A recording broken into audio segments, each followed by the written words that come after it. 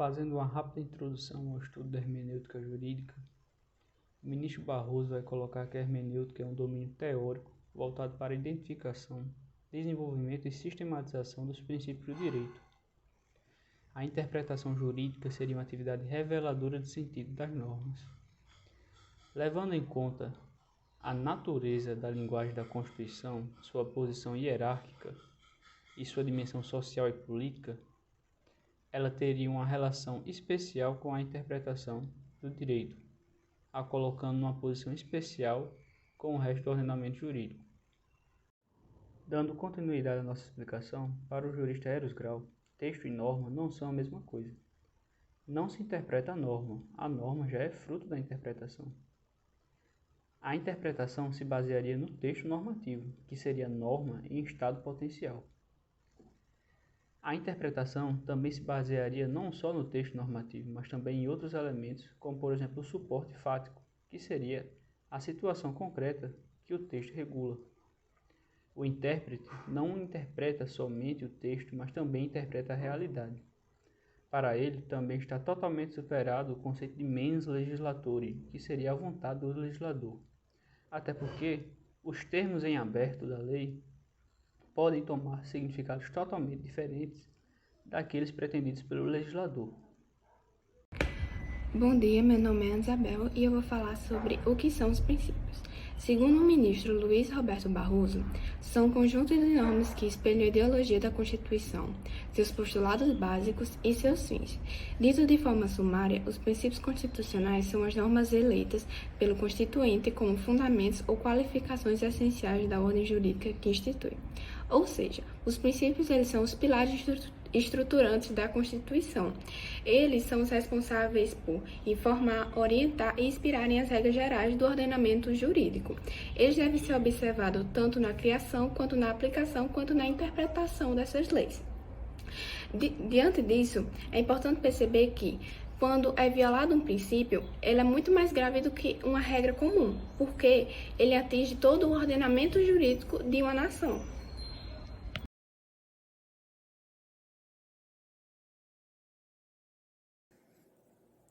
O princípio da supremacia da Constituição consiste em reconhecer a superioridade hierárquica da Constituição no ordenamento jurídico e em considerá-la fundamento da validade de todas as normas jurídicas.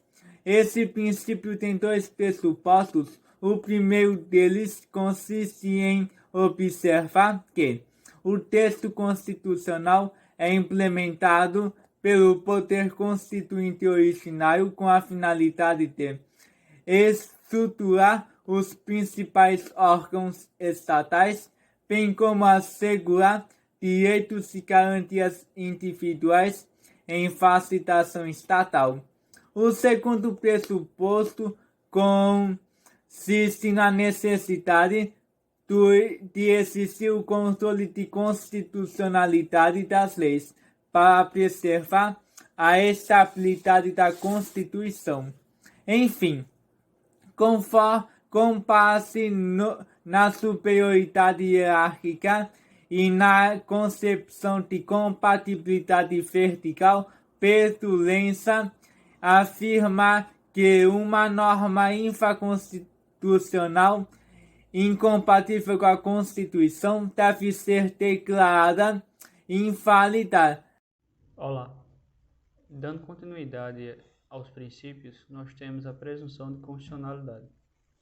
As leis e atos normativos valem formalmente até que o controle de constitucionalidade ou outro poder, como o executivo ou legislativo, as revoguem na forma da lei. Segundo o ministro Barroso, só se deve declarar uma lei inconstitucional quando não houver outra alternativa, sua inconstitucionalidade for patente e inegável, ou não houver outra interpretação que seja conforme a Constituição. Assim, evitando à primeira vista tornar uma lei ou ato normativo inconstitucional, nós estaríamos fortalecendo a separação dos poderes. No que diz respeito ao princípio da interpretação conforme a Constituição, ele está como um auxílio ao intérprete diante de normas abertas, isto é, normas passíveis de múltiplas interpretações. Nesse sentido, é necessário atentar-se para algumas coisas. Inicialmente, esse princípio só é possível ser aplicado perante normas com múltiplas escolhas de interpretação. Neste caso, das múltiplas escolhas, deve ser escolhida aquela que esteja de acordo com a Constituição, não devendo, contudo, o intérprete tomar papel de legislador positivo, isto é, querer mudar o sentido da norma, o objetivo do legislador. Além disso, normas contrárias à Constituição não devem ser escolhidas. O princípio da unidade da Constituição declara que o sistema constitucional é uno, com normas em harmonia, de modo que, caso haja um conflito entre duas ou mais normas constitucionais originárias, não é possível anular uma em detrimento da outra, uma vez que, consoante ao STF, não há hierarquia entre normas constitucionais originárias, restando, assim, ao intérprete a aplicação de uma conciliação entre essas normas. Vale ressaltar, contudo, que em casos extraordinários é possível que este princípio não consiga ser aplicado, restando a aplicação de dois instrumentos. Esses instrumentos são aplicados perante conflitos entre normas constitucionais originárias e normas advindas da reforma constitucional. A primeira escolha é a revogação da norma anterior pela posterior, ou podemos declarar a inconstitucionalidade da segunda norma por infringir uma cláusula pétrea. Em continuação, o princípio da concordância prática, ou princípio da harmonização, está alinhado com o princípio da unidade da Constituição. Esse princípio da harmonização tem a tarefa de conciliar direitos fundamentais conflitantes, o que não é incomum, tendo em vista que direitos fundamentais costumam ter estruturas abertas, amplas para a interpretação.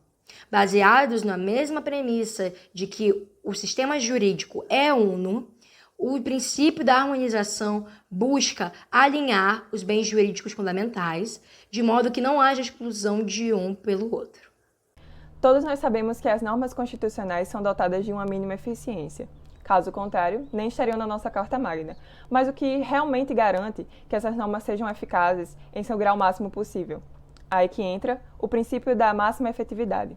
Também conhecido como o princípio da eficiência ou princípio da interpretação efetiva, o princípio da máxima efetividade, ele garante que as normas constitucionais sejam efetivas em seu grau mais amplo possível para a sociedade, ou seja, atendam ao máximo a sua população. E onde entra a hermenêutica jurídica nisso? Nesse sentido, o princípio ele tem o principal intuito de fazer com que o intérprete atribua à norma jurídica uma interpretação que lhe conceda uma maior eficácia para um determinado caso. Todavia, é necessário ter cuidado, pois isso não significa que o intérprete tenha liberdade de atribuir concepções, significações ou até aplicações que sejam destoantes do âmbito normativo da norma, e também sejam totalmente arbitrárias e condizentes somente com a sua própria vontade. Nesse sentido, o intérprete ele precisa ter um equilíbrio justamente para evitar um vazio normativo, justamente essa falta de interpretação e de valoração da norma, e também uma valoração totalmente extrapolada e sem condizer com os preceitos da norma. Também há de lembrar que esse princípio ele abarca principalmente as normas programáticas e as normas de direito fundamental. Estando bastante relacionado com o princípio da unidade da Constituição, o princípio do efeito integrador tem como objetivo fazer com que todos os conflitos jurídicos constitucionais sejam resolvidos mediante critérios e pontos de vista que favoreçam a unidade social e política de uma nação. Desse modo, no âmbito da hermenêutica jurídica, o intérprete deve fazer interpretações e aplicações à norma jurídica que lhe concedam justamente esse poder integrador para a nação. Mas, nesse sentido, ele não deve estar com total liberdade para fazer ações integracionistas ao Estado ou à sociedade. Deve-se levar em consideração as concepções pluralistas acima de tudo. Partindo da ideia do princípio integrador, de que as normas jurídicas elas precisam ter uma concordância com uma integração política e social dentro da sociedade, elas também precisam ter uma concordância e coexistir harmonicamente entre elas. Bom, e para isso, cabe ao princípio da harmonia e da concordância prática agir nesse momento. Ele prega principalmente que as normas precisam ter conformidade entre si, para evitar qualquer tipo de conflito ou qualquer tipo de exclusão de valores ou princípios. Nesse cenário, o intérprete deve atribuir às normas jurídicas interpretações que lhe façam ficar em consonância com as demais normas e também em equilíbrio com o sistema constitucional como um todo, sem fazer com que ela perca sua eficácia, mas ao mesmo tempo sem tirar a eficácia das demais normas do ordenamento. Também é necessário notar que, apesar disso tudo, às vezes é muito difícil fazer as ponderações entre as normas e princípios ou entre somente princípios. Então, nesse caso, é necessário que outros critérios entrem em ação, como o critério da razoabilidade, o da racionalidade e o princípio da proporcionalidade, que são esses princípios que vão estudar cada caso concreto para, assim, fazer uma valoração mais eficaz e mais certeira para cada caso e, assim, colocar um valor em detrimento do outro. Já o princípio da força normativa é fruto da teoria de Hesse e afirma que, diante da resolução de problemas jurídico-constitucionais, é preciso escolher o ponto de vista que dá preferência à eficácia da Constituição conforme o panorama histórico-social. Conforme Hesse, toda norma possui em si certa eficácia que deve ser levada em consideração durante as decisões. Além disso, ao adotar este princípio, fica claro a tentativa de prolongar a existência da Constituição, trazendo assim mais estabilidade jurídica para uma nação. Bom dia a todos, meu nome é Thales e eu falarei um pouco sobre o pensamento jurídico do possível na jurisprudência do STF. Segundo o ministro Gilmar Mendes, o conceito de direito dúctil do jurista italiano Gustavo Zagrebelsky acaba por conduzir, por remeter um pouco ao pensamento do possível. Na medida em que ele considera que as sociedades modernas são complexas e plurais, impõe-se o seguinte questionamento: como tentar conciliar duas diferentes visões de mundo que entrem em embate em uma eventual questão de ordem constitucional? Para o ministro Gilmar, resta claro que não será uma ou outra dessas visões que irá prevalecer de maneira completa, mas, ao contrário, será necessário que se faça uma composição entre elas, que se leve em conta as condições fáticas, as condições da realidade, para então se chegar a uma decisão que seja a do possível. Certamente, o maior expoente do pensamento jurídico do possível é o alemão Peter Heberle. Para ele, a Constituição não deve ser considerada uma obra acabada, mas sim um projeto em contínuo desenvolvimento. Entre outras coisas, ele propõe que haja uma ampliação do número de intérpretes da Constituição, não se restringindo assim apenas aos órgãos estatais ou então à Corte Constitucional, mas sim que se amplie para vários setores da sociedade. Heberle também diz que é preciso sempre pensar em alternativas, em possibilidades ao se propor uma decisão judicial. Esse é o pensamento jurídico do possível, que leva-se em conta a necessidade e a realidade, mas não se deixa render por elas. Para dar início à nossa fala sobre controle de constitucionalidade, nós iremos utilizar o conceito do professor Pedro Lenza. Para ele, o controle de constitucionalidade se constitui de mecanismos que verificam a adequação dos atos normativos frente à nossa lei maior. Há de se lembrar que não existe apenas a Constituição Federal, há também as Constituições estaduais. Há também que se lembrar que não existe apenas o controle de constitucionalidade feito pelo Poder Judiciário, há também controle de constitucionalidade feito pelo Poder Legislativo e Executivo. Para dar início à explicação própria do controle judicial, ele possui duas grandes divisões: sobre os modelos de controle, se ele é concentrado ou difuso, e sobre as vias de controle, se ele é concreto ou abstrato. Se uma instância, falando de modelos de controle, se uma instância possui apenas a competência para realizar, apenas ela possui a competência para realizar o controle, então esse é um controle concentrado, pois apenas uma instância possui a competência. Se todas as instâncias ou mais de uma instância do Poder Judiciário possuem a competência para realizar o controle, então ele é um controle difuso. de constitucionalidade. Sobre as vias de controle, nós temos a classificação abstrata ou concreta. Se um juiz determina a inconstitucionalidade de uma norma na via concreta, ela não é revogada do ordenamento jurídico. Ela continua a valer para todos os outros casos. Apenas naquela situação, sua aplicação frente ao caso concreto iria implicar em uma inconstitucionalidade.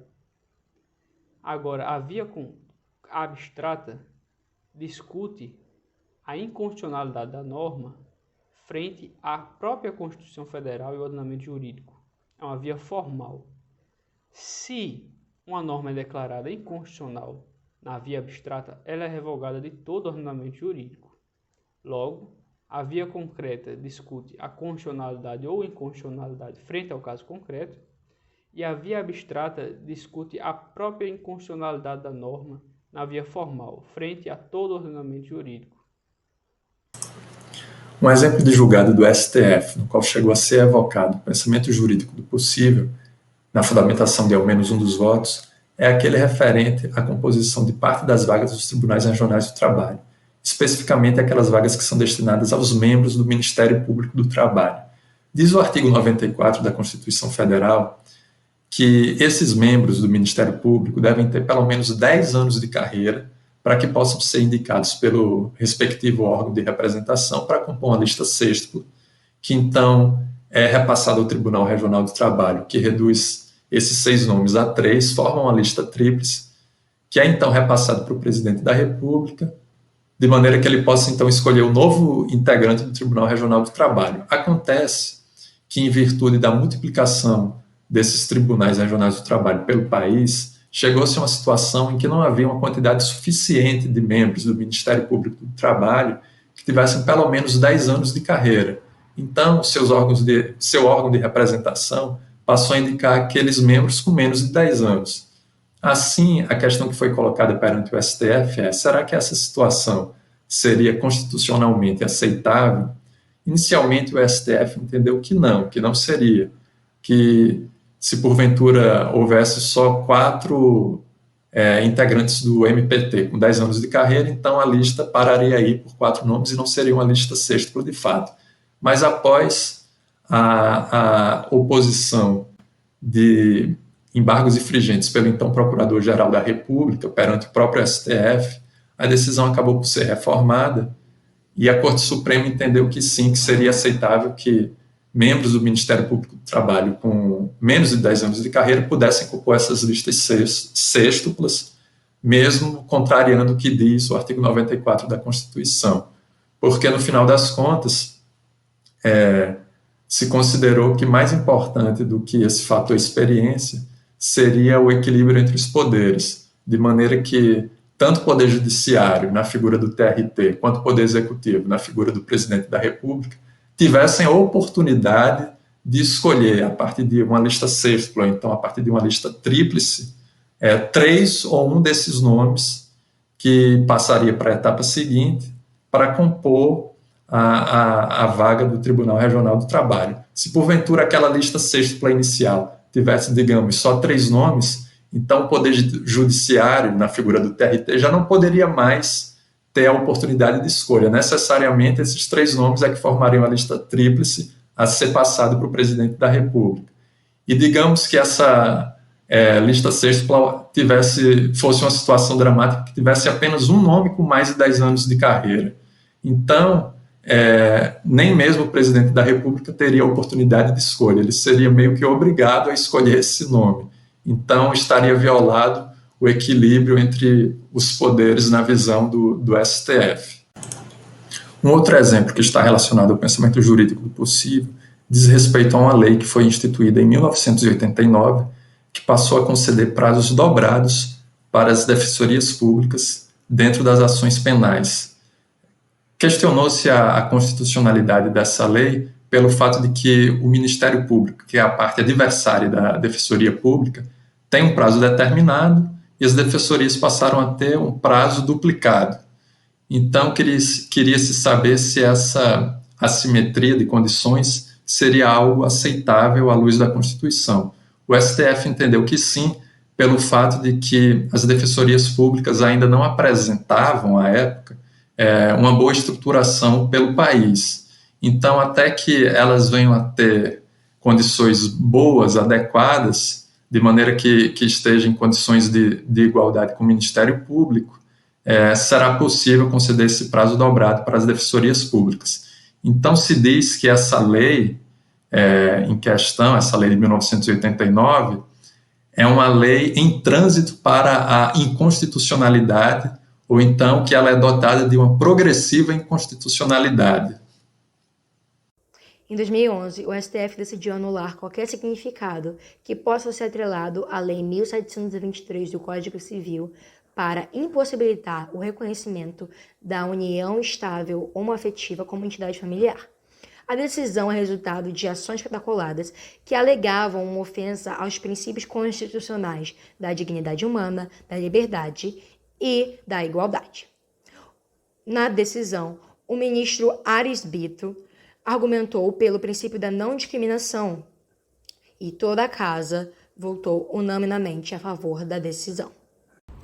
E nesse segundo caso é abordado sobre o uso de algemas, em que um indivíduo foi preso e foi algemado, sendo que devido ao comportamento passivo dele não era necessário. E aí a defesa recorreu sobre o uso delas e utilizou-se do princípio de proporcionalidade e razoabilidade, que foi acatado pelo STF.